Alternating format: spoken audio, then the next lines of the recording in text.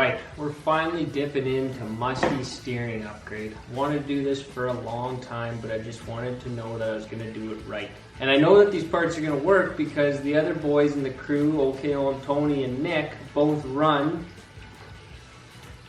power steering. Now it's not actually power steering, it's a rack and pinion, but man does it function like power steering compared to the swing arm style steering setups that most mowers have. That it's just not working, and these do. So I went ahead and I bought 5/8 hiem joints to run on this thing, and I'm making my own custom 1-ton steering.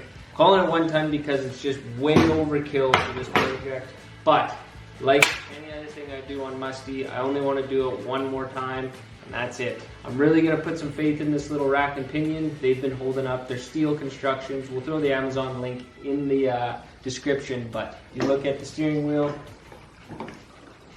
it just doesn't steer enough. The tires have all the rotation that I need. This has plenty of angle, and the steering axle that I built works amazing, and it's super heavy duty.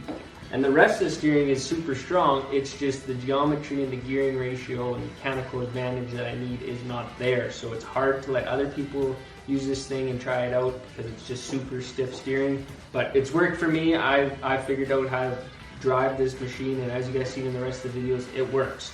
But I want to have a better steering, so I'm doing this upgrade. You guys have seen how I previously built this mower's steering setup, but I'm going to show you anyways what I did once I pull this out. I want to get all this stuff out and on the bench so I can show you exactly how it worked, how it functioned, and how I'm going to upgrade it. Let's get right into this build. A lot's got to happen, but first I just got to tear all this crap out, and I'll catch you guys when we're on the bench. Alright, making progress. So we got all the old components out, other and the front axle. So that's next up to do. 1 1/8 inches, get that big front axle pivoting bolt out, and then this front axle just drops right out, and then I can explain this whole system to you guys, and then explain the new system. Damn. Okay, let's do it. Front axle is out. I accidentally dropped it. Look at that. Took out a chunk of the bearing spot there, so good thing I'm rebuilding that. That one's bent anyways if you look at it this way. Couple too many wheelies pushed her back. Okay, I want to go over a mod here that some of you may not have picked up in any of my videos, but we've shown it right here. This is the best spindle mod I think you could do. This little mod could save your front axle, save your spindle, save time, save a lot of things. Get rid of those E-clips and C-clips and drill and tap the end of the spindle, put the bolt and washers on, and you will love this mod.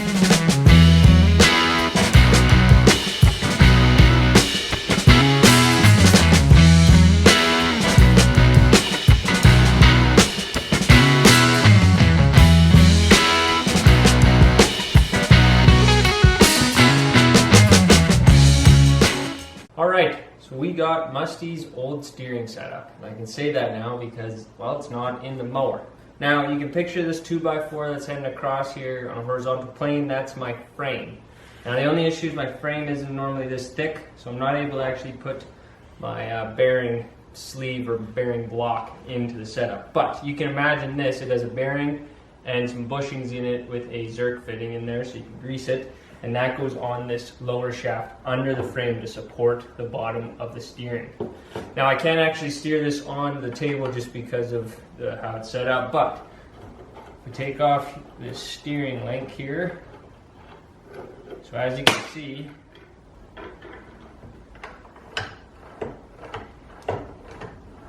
steering input would come from my steering wheel onto this top gear, which would mesh to this other gear that is welded to the shaft that comes underneath the mower to the steer arm, and then the steer arm heads off to this steer arm, I guess, too, and then heads to your tie rod. So there is a lot of stuff going on here, and it's a lot of weight as well, and it's just not what I wanted.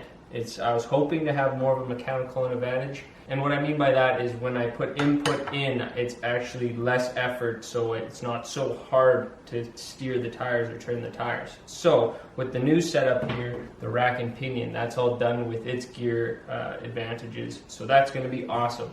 And then again, like I said, upgraded to 5/8 hiem joints, which are huge. These are for like building a rock buggy kind of thing, or not crazy buggy, but anyways. But like I said earlier on, the guys on the crew, OK and Nick, have both ran this style of steering system, and it has held up great. Their biggest complaint is their tie rod ends. So I'm eliminating that. I'm eliminating the thread play on here because I'll be cutting my own threads in a sleeve that goes over, so my adjustment will all be done by me on the lathe.